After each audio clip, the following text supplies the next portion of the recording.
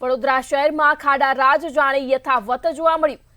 દયાના bridge નીચેથી પસાર થતા રસ્તા પર ખાડા રાજ જોવા મળ્યું, ત્યારે મોટનાથ જવાના રસ્તા પર મસમોટા ખાડાઓની ભરમાર સામે આવી। વાહન ચાલકોમાં ખાડાને કારણે અકસ્માતનો ભય સેવાઈ રહ્યો છે। ત્યારે વડોદરાથી આ સમાચાર સામે આવી રહ્યા છે, જ્યાં એસટી બસોને પણ આ રોડ પરથી ડાયવર્ઝન આપવામાં આવ્યું। ત્યારે અમદાવાદથી વડોદરા આવતી બસોને ડાયવર્ઝન આપવામાં આવ્યું। વડોદરા શહેરમાં જાણે ખાડા રાજ યથાવત જોવા મળ્યું, ત્યારે દયાના બ્રિજ નીચેથી પસાર રસ્તા પર ખાડા જોવા મળ્યા। મોટનાથ જવાના રસ્તા પર મસમોટા ખાડાઓની ભરમાર સામે આવી છે। વાહન ચાલકોમાં ખાડાઓને કારણે અકસ્માતનો પણ ભય સેવાઈ રહ્યો છે। ત્યારે એસટી બસોને આ રોડ પરથી ડાયવર્ઝન આપવામાં આવ્યું। વડોદરાથી આ સમાચાર, જ્યાં અમદાવાદથી વડોદરા આવતી બસોને પણ ખાડાઓને કારણે ડાયવર્ઝન આપવામાં આવ્યું, ત્યારે વાહન ચાલકોને પણ ખાડાઓને કારણે ભારે હાલાકી પડી રહી છે। વડોદરાના દેના બ્રિજ નીચેથી પસાર થતા રસ્તા પર ખાડાઓ જોવા મળ્યા। મોટનાથ જવાના રસ્તા પર મસમોટા ખાડાઓની ભરમાર સામે આવી। વાહન ચાલકોમાં પણ ખાડાઓને કારણે અકસ્માતનો ભય સેવાઈ રહ્યો છે, ત્યારે એસટી બસોને આ રોડ પરથી ડાયવર્ઝન આપવામાં આવ્યું। રોજનો રસ્તો છે અને ખાડાઓ એટલે બહુ વધારે પડતા જ ખાડા છે, બહુ ઊંડા ખાડા છે। ગઈકાલે તો હું જ પડતા રહી ગયો, તો કાલે એક બસ વાળાએ લગભગ ત્યાં ઊભી જ કરી દીધી, ફસાઈ ગઈ હતી એવું સમજો। તો એટલો મોટો ખાડો છે, તો એ ત્યાં સાંજના ટાઈમે તો બહુ ટ્રાફિક થઈ જાય છે। અને આ તમે જોઈ રહ્યા છો, આ જેસીબી પણ જો આ કેટલું ધીરે ચાલી રહ્યું છે, અને અહીંયા બહુ તકલીફ પડે છે। અને અહીંના જે અમે અહીંના જ સ્થાનિક છીએ, અને અહીંના કોર્પોરેટરો શું કરી રહ્યા છે કંઈ ખબર નહીં પડતી।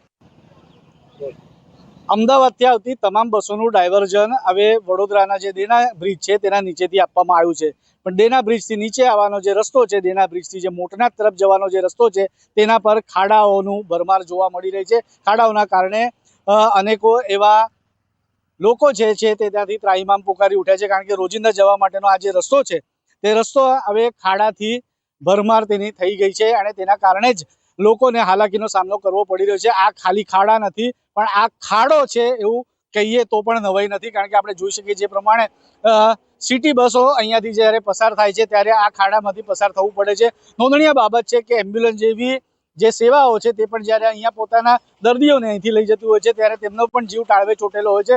આ જે ખાડાઓ છે તે ખાડાઓના કારણે ઘણી હાલાકી સામનો લોકોને કરવો પડી રહ્યો છે, સાથે જે વ્હીકલને નુકસાની પહોંચી રહી છે। એક જગ્યાએથી બીજા જગ્યાએ જવા માટે જે સમયનો પણ વેડફાટ થઈ રહ્યો છે। આ વિસ્તાર છે તેની ખાસ કરીને આપણે વાત કરીએ તો વડોદરા ઇલેક્શન વોર્ડ નંબર 3 આવેલો છે, જેમાં 4 એવા મ્યુનિસિપલ કાઉન્સિલરો છે। છાયાબેન ખરાદી છે, રૂપલબેન મહેતા છે, પરાક્રમસિંહ જાડેજા છે અને ડૉક્ટર રાજેશ શાહ છે। આ ચારે કોર્પોરેટર પોતાના વિસ્તારની કાળજી નથી લઈ શકતા તેવી રીતના આક્ષેપો પણ જે સ્થાનિકો છે તેમના દ્વારા કરવામાં આવી રહ્યા છે, કારણ કે છેલ્લા ઘણા સમયથી આ ખાડાઓ અહીંયા છે અને લોકોને આ ખાડાઓના કારણે તેમનો જીવ તાળવે ચોટેલા છે। સ્ટ્રીટ લાઇટ આવેલી છે, પણ સ્ટ્રીટ લાઇટ કાર્યરત નથી તેવી રીતની વાતો પણ લોકો દ્વારા જાણવા મળી છે। ત્યારે જે ભાઈ છે તેમને પણ પૂછીશું કેટલી હાલાકી થાય છે અહીંયાથી, કેટલી તકલીફ થાય છે? તકલીફ છે, બહુ ખાડા બહુ છે।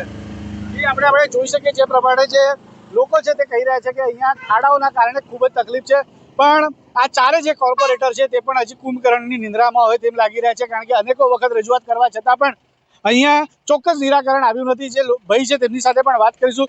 જી, શું કહેશો આ ખાડાઓ માટે? સાહેબ, આ ખાડામાં સૌથી વધારે અમારે નુકસાન થાય છે આ ખાડાના લીધે। કેમ કે 2 વખત અહીં મારે પાટા તૂટી ગયા છે ગાડીના, કમથી કમ મારે 10,000 રૂપિયાનો ખર્ચો આવ્યો છે આના લીધે। આ કમથી કમ કેટલા 10 દિવસ ઉપર થઈ ગયા ખાડાને, કેમ કે મારે કન્ટિન્યુઅસ અહીં સાઈડ ચાલે છે। વિસ્તારના કાઉન્સિલરો આવતા નથી આવો આક્ષેપ છે સાહેબ। આ ખાડો કમથી કમ 10 દિવસથી મેં જોઉં છું, અહીંથી મારું 50 કિલોમીટર દૂર ગામ છે સાવલીની આગળ। કેમ કે મેં જ્યારે આવું છું ત્યારે જોઉં, કેમ કે આ લોકો આવતા નહીં તો જ આ વસ્તુ રહેતી હશે, એમને એમ તો થવાનું નથી। આ લોકો આવીને જોવે, એમની ગાડી પછડાય તેમને ખબર પડે। શું કહેવા માંગશે? હવે મેં એ જ કહેવા માંગુ છું, જલ્દથી જલ્દ આ બધું કમ્પ્લીટ કરી નાખે તો સારું છે, કેમ કે નુકસાન વેઠાતું છે નહીં સાહેબ। ચોક્કસ એટલે જોઈ શકાય જે પ્રમાણે આ ખાડાઓના કારણે પોતાના ગાડીઓને પણ નુકસાન થતું હોય છે, મોટું નુકસાન છે, કારણ કે જે નાનું વર્ગ છે તે અહીંયાથી પસાર થતું હોય છે, રોજિંદા કામો માટે, પોતાના વ્યવસાય માટે ગાડીઓ ચલાવીને પોતાનું જીવન ગુજરાન કરતું હોય છે, અને પોતાના ગાડીને જ્યારે નુકસાન થતું હોય છે ત્યારે મોટો ખર્ચો આવતો હોય છે, જે તેમના આફત સમાન રૂપે પેલો ખર્ચો છે તેને લઈને જ તે લોકો અત્યારે કહી રહ્યા છે કે વહેલી તકે આ જે ખાડાઓ છે તે પૂરવામાં આવે અને જે 4 જાગૃત નાગરિક છે તે આ વિસ્તારને પણ જોએ તેવી રીતની વાતો લોકો દ્વારા કરવામાં આવી રહી છે. કેમેરામેન મિલિંદ મહિલે સાથે સત્યમ નેવાસકર, મંતવ્ય ન્યૂઝ, વડોદરા.